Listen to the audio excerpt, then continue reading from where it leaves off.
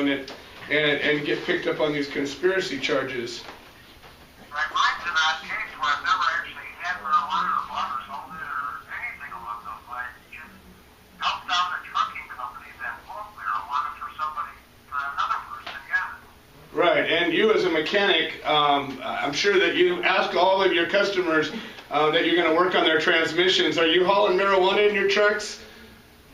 Right, like with most trucks, they haul a plethora of different things, and we really don't care what they're hauling, as long as they're not hauling it while we're fixing it. Right. Yeah, you're a mechanic company. I don't know why you would. Yeah, it's insane. But I think that what we're really trying to do, we've got this group, this prison outreach group, the Human Solution, and we're really trying to get awareness of not only what's happening in there, but of what can be done.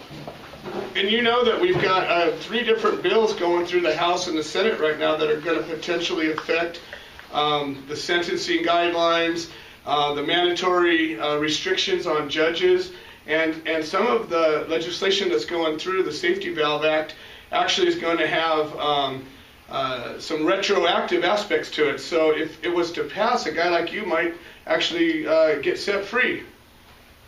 The odd part about that is me being a first offender, the mandatory minimum didn't even apply to me. I was eligible under what was called the safety bill. So I didn't have a mandatory minimum. But instead I had a sentencing range from 0 to life. And which, what do you got? Yeah, clearly you got they spun the wheel of justice and you landed south. I often wonder, I just sat in a bail reduction hearing yesterday, and the judge could have given me OR, or he could have kept me at $250,000 bail, or he could have tossed me in jail. And he snickered, and he kept my bail where it was and told me I could turn myself in if I wanted, or wait till Monday. And this is on a state case. It's just insane. But you're obviously rooted where you are and everything. You're not going anywhere. I've never lived anywhere but California.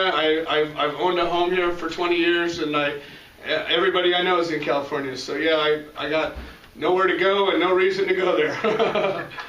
And of course, my charge was maybe a little worse than yours. Your charge was conspiracy. Your charge was you thought about doing something. That was your charge, your crime, with giant quotation marks.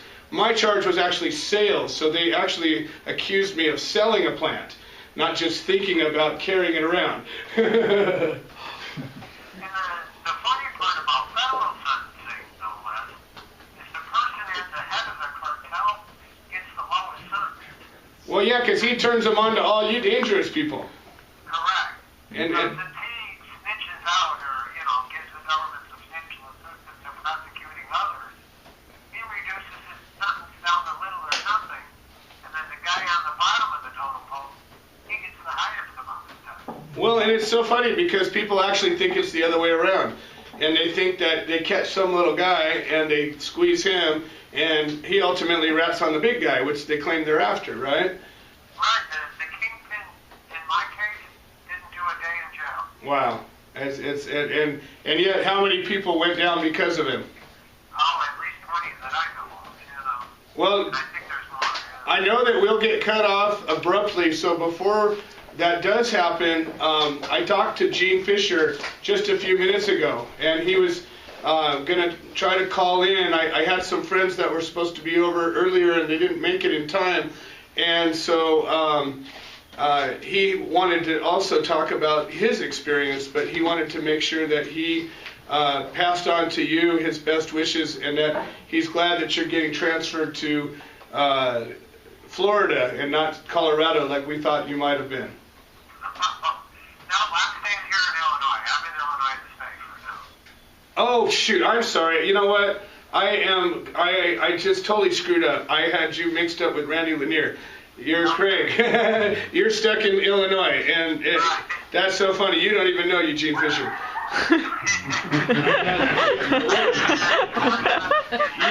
You know what that tells you is that I'm in communication with a bunch of lifers right now, a bunch of you dangerous guys, and sometimes I get a little confused.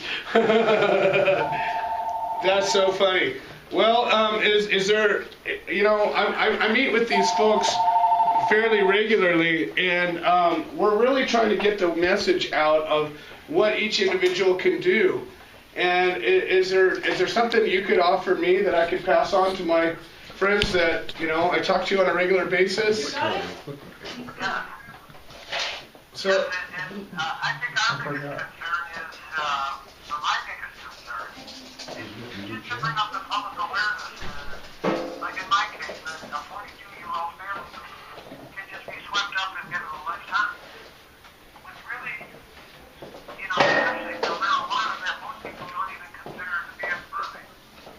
Well, and I think that's just huge. And aside from DC on the phone. Everybody getting active and talking to their congressmen and demanding, the reform that would be necessary. What could anybody do about it? I mean, we all pose that risk. Anybody who even grows a plant is potentially at risk for this. I think we're heading the right way just because people are getting louder, people are speaking up, and I think if we're going to make a difference, that's where it's going to be. It's going to be people like you giving light to the people like me and light behind the front.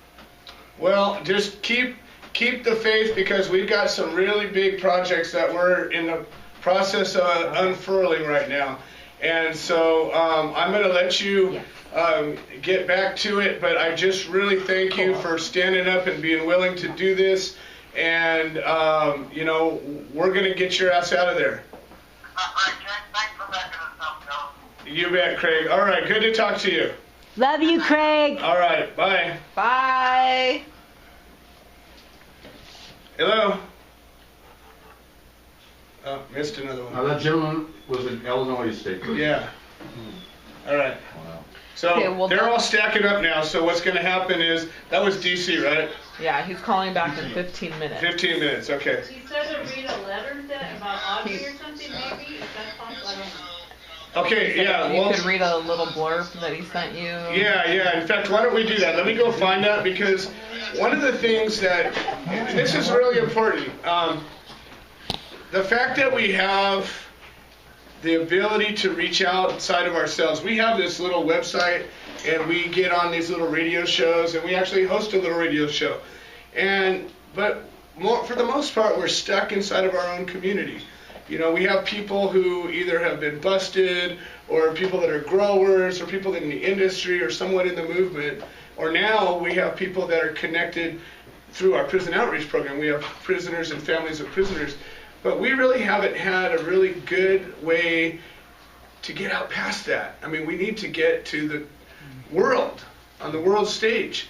And we just have this little opportunity here of this little company from Germany come along, and they're saying hi to us. And I think that it's as important for people all around the world to see what we're doing as it is for people sitting inside our own fence. Unfortunately, I could tell people what we're doing. Please, yeah. So hi, I'm Audrey. Hi, Audrey. I'm Hi, a producer in Los Angeles for ARD, which is kind of like the BBC of Germany. We have 22,000 employees, 27 bureaus around the world. And the project that I'm doing now is for a program called The World Mirror. It's a Sunday evening, kind of like a 60-minute show, and it's seen by a few million people, usually through our broadcast network every Sunday. This is for a January 12th broadcast, 7:30 in Europe. And the project is actually basically, I had the idea that the United States is moving forward on one level with Colorado and Washington legalizing sale of recreational marijuana fairly soon. First of the year, maybe, I'm working on constantly with the Colorado folks, maybe 5 stores will be open in Denver area and a couple others somewhere else. So because of that, I thought, well, wait a second, this country is really big, there's a lot going on, and there are people sitting in prison for marijuana. And so the discrepancy of what's going on is what I wanted to show, and the human condition and the human situation. So we're doing a story about you guys because, we will bookend the story of Colorado on either side, and then tell real stories about Dennis and Debbie and what they are going through, about you guys, how you're reaching out. I have made contact in Texas with somebody who was caught with 3.6 ounces of marijuana. It's his third offense. The first two were when he was in his 20s. He's 60 years old. Because he was within 1,000 feet of a retirement home, is now serving a 35-year sentence in Huntsville. Oh my God.